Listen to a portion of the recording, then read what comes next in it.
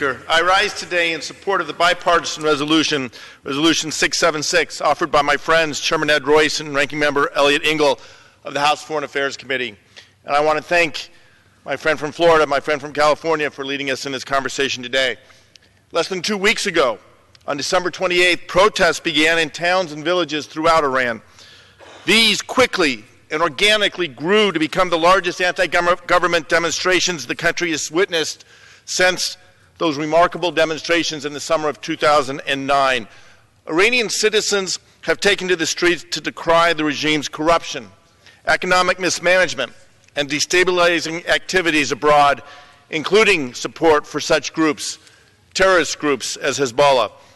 The Iranian people, the good men and women seeking relief from the failings of the current regime, deserve our support. Their voices deserve to be heard. Not surprisingly, the response of the regime in Tehran to these protests have been predictably draconian.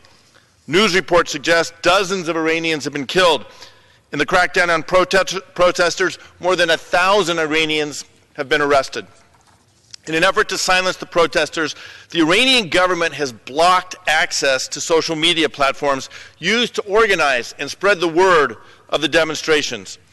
This most recent crackdown is part of a long history of human rights abuses by the Iranian government, both at home and throughout the violent repression, and abroad through funding of groups who support terror.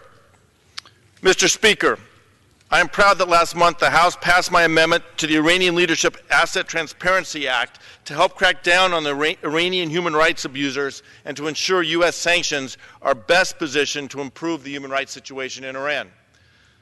This is but one step. We need to do more to stop Iran's repression and persecution of different religious faiths, including Sunni Muslims, Christians, and Baha'is. We need to do more to stop the Iranian regime's arbitrary and unlawful killings, and we must do more to protect the Iranian people's right to freedom of expression. And I have 2 seconds, 15 seconds. Gentleman, 30 seconds. Gentleman's recognized for 30 additional seconds. This resolution is an opportunity for the American people to stand with the peaceful Iranian protesters and condemn the malign activities of the oppressive Iranian regime. In the days ahead, I urge this administration to hold the Iranian regime accountable to its international human rights obligations, as well as work with our allies at the United Nations to condemn and sanction Iran for its ongoing human rights violations. The government in Iran is seeking to silence its people. Today's resolution shows we are watching and that we stand with the people of Iran. I urge my colleagues to support this important resolution, and I thank my colleague Brad Sherman for the extra time.